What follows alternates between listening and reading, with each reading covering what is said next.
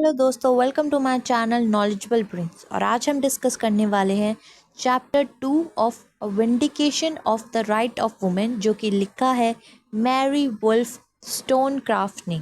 Mary ने criticise किया है एजुकेशन और सोशल कंडीशन को वुमेन की अपने टाइम की। उन्होंने आर्ग्यू करा है कि जो लिमिटेड एजुकेशन जो वुमेन रिसीव करती है वो इसलिए बनी है जिसकी वजह से वो मैन के ऊपर डिपेंडेंट रहती है।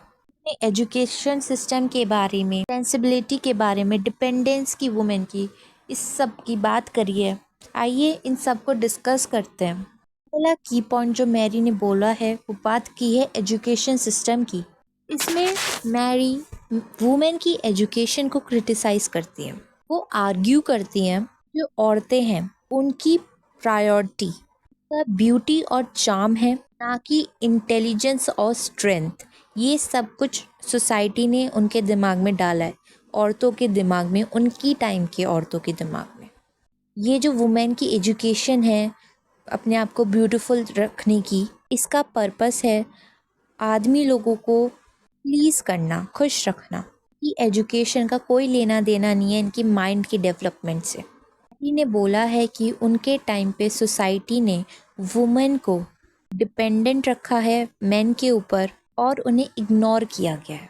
औरतों को फोकस करवाया गया है आर्टिफिशियल चीज़ों पे। ये सजना संवरना जिसका मेन गोल है किसी आदमी को अचीव करने का। उस टाइम की जो औरतें थीं या तो वो हर वक्त मेकअप करती थी या फिर पार्टीज अटेंड करती थी। इसके अलावा उनके पास और कोई काम नहीं था और यही सोसाइटी ने उन्हें सिखाया था।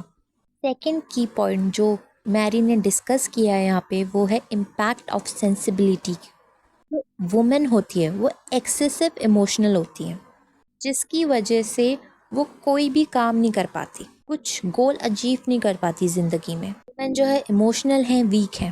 मैरी ने यहाँ पे आर्ग्यू किया है ये सोशल कंडीशन की वजह से वुमेन ऐसी बनी है, ना कि उनके इनहेरेंट डिफरेंस की वजह से। यहाँ पे मैरी ने सेंसिबिलिटी वेकेंड के बारे में बोला है, जो वुमेन की एबिलिटी को रीज़न देती है, मदद करती हैं कि वो इंडिपेंडेंटली एक्ट करें। दोस्तों, उस वक्त जो सोसाइटी थी वो काफ़ी स्टीरियोटाइप थी।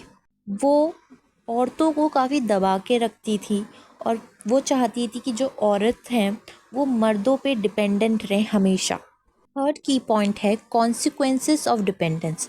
ये जो औरतें डिपेंड रहती थी ये मर्दों पे, आदमी लोगों पे, उससे क्या क्या नुकसान हुए। पहला तो जब वुमेन के पास एजुकेशन अच्छे से प्रॉपर तरीके से नहीं थी, सही एजुकेशन नहीं थी, उसकी वजह से वो डिपेंडेंट थी। नॉट ओनली इमोशनली, वो सिर्फ इमोशंस के साथ नहीं बल्कि इकोनॉमिकली भी, क्योंकि उनके पास अच्छी एजुकेशन नहीं थी। No education means no job, no money, no independence. और वो डिपेंडेंस जो है उनको वल्नरेबल बनाती थी। वो अपनी ट्रू इंडिपेंडेंस को अचीव नहीं कर सकती थी, ना ही उनके पास कोई सेल्फ रिस्पेक्ट थी। यहाँ पे मैरी ने बताया है सोसाइटी ने इंश्योर किया था अगर वुमेन जो है डिपेंडेंट रहेंगी मैन पे, मैन की जो पोजीशन है वो सबऑर्डिनेट रहेगी, वो हमेशा इंफीरियर रहेंगी मैन से।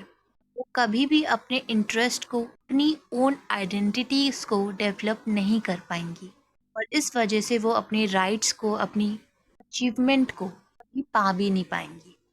फोर्थ की पॉइंट जो मैरी ने डिस्कस किया है यहाँ पे वो है false notion of female virtue. यहाँ पे मैरी क्रिटिसाइज करती है नोशन ऑफ फीमेल वर्च्यू को, की वजह से वुमेन की चेस्टिटी और ओबीडियंस जो है रिड्यूस हो जाता है। आर्ग्यू करती है कि जो मॉरल और ट्रू वर्च्यू है बेस्ड होना चाहिए मॉरल स्ट्रेंथ पे, से वुमेन इंकरेज्ड हो और अपनी क्वालिटीज़ के बारे में जान पाए। मैरी यहाँ पे चैलेंज करती है narrow definition of female virtue को, लिमिट कर रहा है चेस्टिटी और ओबीडियंस को। डेफिनेशन मांग रही है जिससे वुमेन जो है लिबरल हो पाए, उन्हें एम्पावरमेंट मिल पाए। नेक्स्ट की पॉइंट है call for right educational system. यहाँ पे मैरी ने बोला है वुमेन एजुकेशन कुछ इस तरह होना चाहिए कि वुमेन की इंटेलेक्चुअल एबिलिटीज़ बढ़े। मैरी का मानना है women are like man, capable हैं कुछ भी करने के लिए, गोल्स अचीव करने के लिए और इंडिपेंडेंट लाइफ जीने के लिए। इन्हें आर्ग्यू करा है कि जो एजुकेशनल सिस्टम है वो इक्वालिटी पे बेस्ड होना चाहिए, कि हर कोई अपनी इंडिपेंडेंस को अचीव कर पाए, अपने गोल्स को अचीव कर पाए।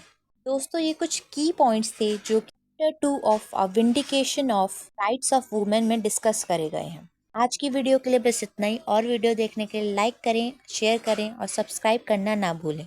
Thank you.